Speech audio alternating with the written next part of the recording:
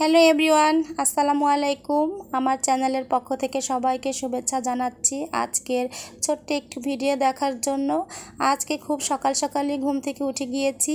এমনিতেও তো খুব সকাল থেকেই ঘুম থেকে উঠতে হয়, কারণ ফজরের সালাতটা তো আদায় করতে হয়। তারপরও আজকে মনে হচ্ছে একটু বিশেষ দিন, কারণ আজকে নুজহাতের পরীক্ষা শুরু হচ্ছে, অঙ্ক পরীক্ষা। তো সেজন্যই সকাল সকাল উঠেই ঘুম থেকে ফজরের সালাতটা আদায় করে বিছানাপত্র ঝেড়ে নিলাম।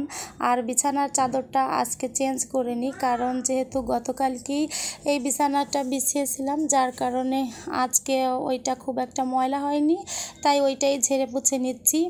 আর যেহেতু অঙ্ক পরীক্ষা, তাই প্রচুর টেনশন হচ্ছে, কারণ অঙ্কের মধ্যে যোগ বিয়োগ গুণ ভাগ অনেক রকমের প্রবলেম থাকে, সেগুলো সলভ করে ওঠা কিন্তু খুবই ক্রিটিক্যাল ব্যাপার। যেহেতু পরীক্ষা, তাই সকালে উঠেই ড্রেসটা লন্ড্রি করে নিচ্ছি।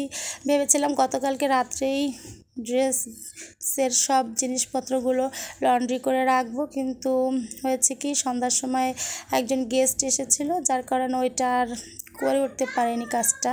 তাই সকালবেলায় ড্রেসটা একটু লন্ড্রি করে নিয়ে সব কিছু গুছিয়ে রাখছি। এখন বাজে সকাল 6:30 প্রায়, কিন্তু এর মধ্যেই কিন্তু নুজহাতের টিচারের অলরেডি 2বার ফোন কল করা হয়ে গিয়েছে, কারণ যেহেতু টিচার সারা মাস ধরে তাকে পড়ায়, এর জন্য টিচারের চিন্তাও কিন্তু কম নয়। তো নুজহাত ঘুম থেকে উঠেছে, টিচারের ফোন কলটা পেয়ে তারপর বলছে, আম্মু আমার থেকে তো মনে হচ্ছে স্যারের চিন্তাই বেশি। আমি বললাম অবভিয়াসলি তাই, কারণ তুমি যেহেতু পড়াশোনা করো স্যারের কাছে, তাই স্যারেরও কিন্তু একটা টেনশন আছে যে কিভাবে তার স্টুডেন্টের রেজাল্টটা ভালো হয়। তাই জন্যেই কিন্তু স্যার তোমাকে বারবার ফোন দিচ্ছে, তোমাকে একটু কেয়ার করার জন্য বা তোমাকে একটু অ্যালার্ট করার জন্য। যাই হোক, নুজহাত টেবিলে পড়তে বসেছে, অঙ্কগুলো আবার একটু রিভিশন দিচ্ছে। আর এর মধ্যেই আমি সকালের নাস্তাটা মেক করে ফেলেছি। যেহেতু সকালের নাস্তা খুব বেশি আইটেম করিনি, আর ভর্তা ভাত আমার নুজহাতের খুবই পছন্দ, বিশেষ করে আলু ভর্তা, তাই আলু ভর্তাটা তৈরি করে নিয়েছি, ঢেঁড়স ভাজি করে নিয়েছি। আর রাত্রে কই মাছ দিয়ে কুশি দিয়ে রান্না করেছিলাম, ওই তরকারিটা রয়েছে, সেজন্য সকালবেলা আর নতুন করে কোনো তরকারি রান্না করিনি। এই ঢেঁড়স ভাজিটা আর কই মাছের তরকারিটা দিয়েই নুজহাতের বাবাকে আজকে অফিসে দুপুরের খাবারটা দিয়ে দিব।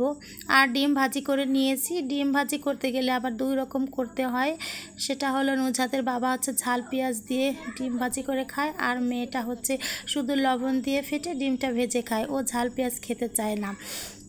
শুধু ডিম ভাজির মধ্যেই নয়, আলু ভর্তার মধ্যেও কিন্তু নুজহাত কখনোই কাঁচা পেঁয়াজ খেতে চায় না, এজন্য কিন্তু আমি সবসময় পেঁয়াজ বেরেস্তাটা স্টোর করে রাখি। রান্নার কাজ শেষ হয়ে গেলে প্রথমে নুজহাতের বাবাকে খেতে দিলাম, কারণ সে অফিসে চলে যাবে। আর তারপর নুজহাতকে আমি খেতে বললাম, কিন্তু ও একটুও খেতে চায় না সকালবেলা। তবুও আমি জোর করে 2-3 গাল ভাত খাইয়ে দিলাম, কারণ খালি পেটে গেলে বমি হওয়ার সম্ভাবনা থাকে। আর ওরা তো পরীক্ষার সময় মাঝে মাঝে 2-1টা চকলেট মুখে দিয়ে পরীক্ষা দিতে বসে, তো যার কারণে আরও বমির সম্ভাবনাটা একটু বেশি থাকবে। গণিত পরীক্ষার জন্য প্রয়োজনীয় সকল জিনিসপত্রগুলোকে নুজহাত ফাইলের মধ্যে গুছিয়ে নিচ্ছে, আর আমি এদিকে রেডি হচ্ছি। তারপর আমরা মা মেয়ে মিলে পরীক্ষার উদ্দেশ্যে স্কুলের দিকে রওনা হলাম।